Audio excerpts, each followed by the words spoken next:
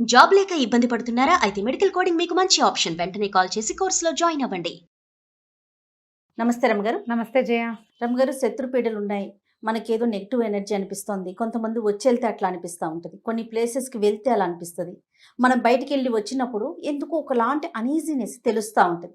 ఇవి తొలగిపోవాలంటే శాస్త్రం ఏమన్నా చెప్పిందా? మనకు అసలు సిమ్టమ్స్ ఏమన్నా తెలుస్తాయా? దిష్టి తగిలిందని, దిష్టి తగిలింది, ఇంట్లో ఏదో ఒక ఏమన్నాలంటే నకారాత్మక శక్తి అంటారు, నెగిటివ్ ఎనర్జీ అవును ఉందా అని మనం ఫీల్ అవుతాం జయ. ఎక్కడికైనా వెళ్ళాం ఓ ఫంక్షన్కి, తలకాయ నొప్పి వచ్చేస్తుంది. ఏమిటో శుభ్రంగా తింటాం, అదంతా ఏసీ హాలే, ఎందుకు తలనొప్పి వస్తుందో అర్థం కాదు. ఇదొకటి. అక్కడి నుంచి ఇంట్లో ఏమిటో నస, ఆ ప్లగ్ విరిగింది, అది బాగు చేయించాం. మిక్సీ చెడింది, ఇది బాగు చేయించాం. జార్ చేయి పడిపోయింది, చేయి తప్పి అది కాస్త విరిగింది. మిక్సీ కోసం ఓసారి బజార్ వెళితే మర్నాడు మళ్ళీ జార్ కోసం మళ్ళీ వెళ్లాల్సి వస్తుంది. కప్పులు పగిలిపోతాయి, ప్లాస్టిక్ సామాన్లు పగులుతాయి, ఎంతసేపు ఏదైనా చేయి జారి పడిపోతూ ఉంటుంది, పడిపోతాయి. తర్వాత ఏమో ఒట్టి పుణ్యానికి కొట్లాడుకుంటాం మనం, ఏముండదు మ్యాటర్. పిల్లలు ఏడుపు మొదలు పెట్టేసరికల్లా అక్కడ స్టార్ట్ చేసి మీ అమ్మ మీ నాన్న దాకా వెళ్ళిపోతాం మనం కొట్లాడుకుని. ఓకే, ఇంకా ఇలాంటివన్నీ జరుగుతాయి. బజార్ వెళ్తే ఎప్పుడు కారు వేసుకెళ్తామా, పార్కింగ్ దొరకదు చేయ. ఇంతమంది కార్లు పట్టినాయి, మన కారు కూడా పట్టలేదు నిజంగా. ఏదో షాపింగ్ చేసి బోల్డెన్ బట్టలు కొనుక్కొస్తామా, ఒకదానికి అదేదో బాగుండదు, ఒకటి ఇది బాగుండదు, దానికి మ్యాచింగ్ జాకెట్ ఉందనుకుంటాం, ఉండదు. ఏం నా జీవితం ఇలా ఉంది అనిపిస్తుంది. అనిపిస్తుందా? అనిపిస్తుంది. అవునా? అక్కడి నుంచి ఎక్కడికైనా తొందరగా వెళ్ళాలంటే ఒకదానికి ఒకటి దొరకదు మనకి, ఈ కొంపలోనే ఏదో ఉంది అనిపిస్తుంది కదా. ఇంట్లో వాస్తు దోషాలు ఏమైనా ఉంటే ఉండొచ్చు. ఒట్టి పుణ్యానికి ఎవరింటికో వెళ్ళి అక్కడ కూడా కొట్టుకుంటాం. మన ఇద్దరం మొగుడు పెళ్ళాలం, ఎందుకు కొట్టుకుంటామో తెలియకుండా వేరే వాళ్ళ ఇంట్లో కూడా పిల్లల్ని ఒట్టి పుణ్యానికి కొట్టి తిట్టేస్తాం. పక్కింటి వాళ్ళతో పిచ్చి తగాదాలు. ఏదో మంచి ముచ్చటపడి ఒక మొక్కలు తెస్తే అవి ఇందులో సగం చచ్చిపోతూ ఉంటాయి. ఇంత నెగిటివిటీనా? గింజలు పెడతామా, ఒక గింజ రెండు గింజ తప్పాతాలు మొలుస్తాయి, చచ్చినా రావు. ఆలోచించండి, ఇవన్నీ మనకు ఉన్నాయా? పోనీ ఇందులో కొన్ని ఉన్నాయా? కొన్ని డెఫినెట్ గా ఉంటాయి. వీటన్నిటికీ ఏదో ఒక నెగిటివ్ ఫోర్స్ మనకు అడ్డం పడుతూ ఉంటుంది. ప్రతి చోట పాజిటివ్ ఎనర్జీ ఎలా ఉంటుందో నెగిటివ్ ఎనర్జీ అలాగే ఉంటుంది. వెలుగు చీకటి, చీకటి వెలుగులు కలిసి ఉండవా? అవును. కలిమిలేమి కావడికి ఉండాలని చెప్తుంటారు. రెండు ఉంటాయి, అలా బ్యాలెన్స్ అవుతూ ఉండాలి. వీటిల్లోంచి కొన్నిట్లోంచి అయినా మనం తప్పుకోవాలంటే ఎలా? కొన్నిటైనా తప్పుకోవాలి. నేనైతే ఇల్లు క్లీన్గా ఉంచుకోవాలి అని భావిస్తాను జయ. మన ఇంట్లో ఉపయోగం లేని ప్లాస్టిక్ డబ్బాలు, ఇప్పుడు ఇవాళ ఫుడ్స్ కొంటామా, డబ్బాలు వచ్చేసాయా, డబ్బాలన్నీ తోమి పక్కన పెట్టుకుంటూ ఉంటారు. డిస్పోజబుల్ డబ్బాలు ఇంట్లో ఉంచద్దు, తీసి పడేసేసేయండి. 1-2 times మించి వాడద్దు. మామూలుగా పని వాళ్ళకి ఏమైనా ఇవ్వడానికి, మనమే ఏదైనా క్యారీ చేయడానికి అలా దాచిపెడతారు. ఫైలప్ చేసేయిపోకండి. 2-3 ఉంటే సరిపోతుంది, 50 ఎందుకు కదా. అసలు ఆ ప్లాస్టిక్ డబ్బాలు వాడకుండా మన ఇంట్లో ఉండే స్టీల్ డబ్బాలు వాష్ చేసి లోపల పెట్టుకోగలిగేవే వాడుకోండి, ఎక్కువ లైఫ్ ఇచ్చేవి. ప్లాస్టిక్ డబ్బాల్లో తింటమే మన కర్మ. ఆ కర్మకి కొనసాగింపు ఎందుకు? దిక్కుమాలి కర్మ, మళ్ళీ ఎందుకు కొనసాగించాలి? దిబ్బల కొట్టండి, వాటిని ఉంచద్దు. అట్టపెట్టెలు, పాతవి, పాత బట్టలు, పిల్లల చిన్నప్పటి సామాన్లన్నీ, బొమ్మలు, బొటికలు, తల్లేంది తోకలేంది బొమ్మలు బయటపారేయండి. సీసాలు లేని మూతలు, మూతలు లేని సీసాలు బయటపారేయండి. విజ్జోడైపోతాయి. ఒక అరడదని కప్పులు అలా కొనుక్కుంటామా, అందులో 3 ఇందులో 2 మిగులుతూ ఉంటాయి. కొన్నిటికి చెవులు విరుగుతాయి, చిన్న చిన్న పగుళ్ళు వస్తాయి. పగిలినవి విరిగినవి ఉంచద్దు. కొత్తవి కొనుక్కోలేకపోతే మానేసేయండి. ఉన్న వాటితో శుభ్రమైన వాటినే వాడుకోండి. పగిలిన కప్పులు ఉంచద్దు. బట్టలు ఏమైనా చిరిగితే, నైటీలు కుట్లుడిపోతే, ఏం పాయింట్లు చెప్తారు, నిజం చేయాల్సి. అవునా కాదా చెప్పు? అవన్నీ దరిద్రాలేనమ్మా మన కర్మకి. నిజంగా అవును. కుట్టేయండి దాన్ని కూర్చుని.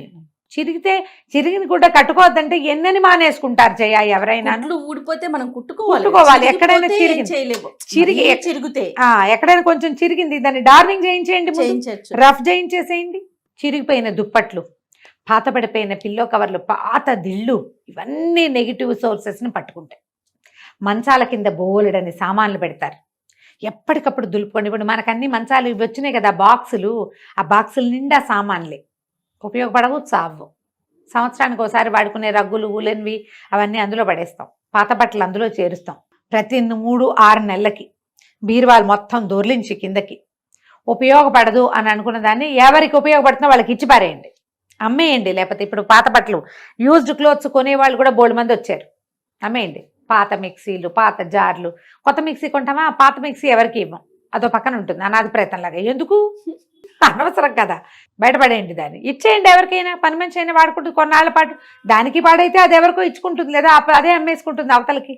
మీరు ఆలోచించండి. వెదురు బుట్టలు అవి కొనుక్కొస్తాను జయ, కొత్తల్లో భలే ముద్దుగా సరదాగా ఉంటాయి. కొన్నాళ్ళకి మాస్టి మొహాలు పడతాయి అవి, నువ్వు వాడవు పెట్టవు. అవును, వాటిని ఏదైనా రీసైక్లింగ్ చేసేస్తే చేసేయండి, ఇంకో పనికి వాడండి, లేకపోతే ఇచ్చేయటమే, పంపేయండి. ఇచ్చేయద్దు, పారేయమంటున్నాను, అనకుండా ఇలా చెప్తాను అంతే. ఓ అంతేనా. ఇక నువ్వు ఏదైనా సరే, ఇయర్ రింగ్స్, సైడ్ పిన్స్, ఈ మెళ్ళో పెట్టుకునేవి, పూసలు, పిల్లలవి వస్తువులు తయారు చేసేవి ఏమిటో అవి. మా ఇంట్లో అయితే జయ, మా వాడి క్విల్లింగ్ సామాన్లు, సిల్క్ థ్రెడ్ సామాన్లు, ఇంకేం నిట్టింగ్ సామాన్లు, అందులో కార్తీక్ బాగా చేస్తాడు కదా. చేసేవాడు వాడు, తాడు కాదు ఇప్పుడు వాడు, ఎప్పటి సంగతం. ఇక ఎప్పటికప్పుడు రంగులు, పేస్ట్లు, కలర్లు, గోడల మీద వేసేవి, పుస్తకాల మీద వేసేవి, పేపర్ల మీద వేసేవి, నగలు గోడల మీద వేసుకునేవి, ఇక ఎన్నో. పడేటివేనా, ఆ పారేయటమే, ఇచ్చేయటమే. ఏమన్నా పిల్లలు, ఆడపిల్లలు వస్తే మా సరదాగా ఉందా చేసుకుంటావా అని ఎలా చేసుకోవాలో కాస్త 2-3 వాక్యాల్లో చెప్పి ఇచ్చేయి, మనమే నేర్పించి ఇచ్చేయటమే, ఇచ్చేయటమే, పారేసుకోవటమే. ఇదే పని. పాత పుస్తకాలు, పాత అట్టపెట్టెలు, పాత చెక్క పెట్టెలు ఇంట్లో ఉంచకండి. తర్వాత ఇక్కడి నుంచి ఇది ఇల్లు చాలానే చేసాం. క్లటర్ కంట్రోల్ అంటారు, how to clean your clutter చూసి చేసేయండి. నెక్స్ట్, మిమ్మల్ని మీరు క్లటర్ కంట్రోల్ చేయండి. ఎలా? Positive, be positive. ఎప్పుడు మనం పాజిటివ్గానే ఉండాలి. నెగిటివ్ ఆలోచనలు వస్తూనే ఉంటాయి మనకి. ఎక్కడికైనా బయలుదేరుతాం, అక్కడ ఎట్లా ఉంటుందో అనుకోవద్దు, అన్నీ బాగుంటాయి అనుకోండి, ఆల్ ఈజ్ వెల్ అనుకొని వెళ్ళటం. ఏదైనా బాగోలేదు, చర్చర్లాడిపోవద్దు. నీకు చిరాకు పెరిగిందా, నెగిటివ్ ఫోర్స్ నీ మీద ఎక్కేసింది, చీరలాడొద్దు అని. ఇలాగే ఉంది ఇవాళ రేపు అన్ని చోట్ల. మనమేం దిగొచ్చామా, అందరిలాగానే మనకు కూడా వస్తుంది. ఇలాంటి ఆలోచన ధోరణి ఉండాలి. ఎక్కడి నుంచైనా బయట నుంచి వచ్చినప్పుడు ఇమ్మీడియట్గా కాళ్ళు కడుక్కోండి. ఇంట్లోకి రావటం ఏంటి, కాళ్ళు చేతుల మొహం కడిగేసేయాలి. ఏ బట్టలు కట్టుకెళ్ళారో వాటితో సోఫాల్లో పడి ఉండద్దు, మంచాలు ఎక్కదు. పొరపాటు కూడా బయట నుంచి వచ్చిన బట్టలతోటి మంచం మీద ఎక్కద్దు. మీకు ఎంత తలనొప్పిగా ఉన్నా సరే, ఆ చీర డ్రెస్సో, మగవాళ్ళు అయితే ప్యాంట్ షర్టు, ఆడవాళ్ళు అయితే చీరలో డ్రెస్సులో విప్పో పక్కన పడేయండి. తర్వాత మడుచుకోండి, పోని మడవగలితే మడవండి వెంటనే, లేకపోతే లేదు. ముందు కాళ్ళు చేతులు మొహం శుభ్రంగా కడుక్కోండి. వేరే ఫ్రెష్ బట్టలు వేసుకోండి, కాసిన మంచినీళ్ళు తాగండి, అప్పుడు పడుకోండి. ఒకవేళ రాత్రి ఇప్పుడు సాయంకాలం పూట వెళ్ళారు, రాగానే ఇంట్లో ఒక అగరొత్తి వెలిగించుకోండి, కాస్త ధూపం వేసుకోండి. వీటి వల్ల మీ నెగిటివ్ ఫోర్సెస్ తగ్గిపోతాయి. ఇది ఆలోచించండి. ఇప్పుడు నేను చెప్పినవన్నీ అందరికీ తెలుసు, అందరికీ ఉండేవే. మనం సరిగ్గా దాన్ని సమాధాన పరుస్తున్నామా లేదా అనేది చూసుకోండి.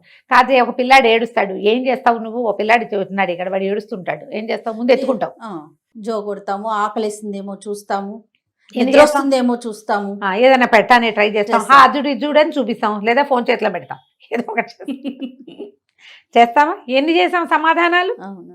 మనం కూడా అంతే, ముందు ఏం చేయాలనేది ఆలోచించాలి. అన్నీ చేసి చూడండి, ఎక్కడో చోట సమాధానం లభించింది. ఇల్లు క్లీన్గా ఉంచుకుంటే మనకు సమస్యలు తక్కువగా ఉన్నాయి, చేసేయండి. ఎప్పుడు ఇల్లే క్లీన్ చేసుకుంటూ ఉండండి. మనమే సరిగ్గా లేము, మనం రిపేర్ చేసుకుందాం అనిపిస్తే చేసుకోండి. ప్రతి వాళ్ళకి సమస్యలు వస్తాయి, సమస్యలు సహజం. లోకంలో వెలుగు చీకటి ఉన్నట్టే. దీనికి రెడీగా ఉందాం. ఏదైనా వస్తే దానికి కావాల్సింది చేద్దాం. వచ్చిందని ఏడుస్తూ కూర్చుని నా నెత్తి మీద పెట్టి చేతులు పెట్టుకుని వాస్తు బాగోలేదా, ఇల్లు బాగోలేదా, అది బాగోలేదా, నా జీవితం ఇలా అయిపోయింది, ఇలా బాధపడద్దు. ఇవి అందరికీ వస్తాయి. ఎలా వదిలించుకోవాలో ఆలోచించాలి. రమగారు, బీ పాజిటివ్ అంటే గుర్తొచ్చింది, చాలా విషయాలు చెప్పారండి మీరు. బీ పాజిటివ్ లో చాలా వీడియోలు, మంచి మంచి విషయాలు. మళ్ళీ చెప్పే ప్రయత్నం చేయండి రమగారు, ఇంకొకసారి మళ్ళీ కొత్త విషయాన్ని కొత్తగా ప్రేక్షకులకు అందిద్దామండి. అలాగే, రైట్ అండి, నమస్తే. నమస్తే.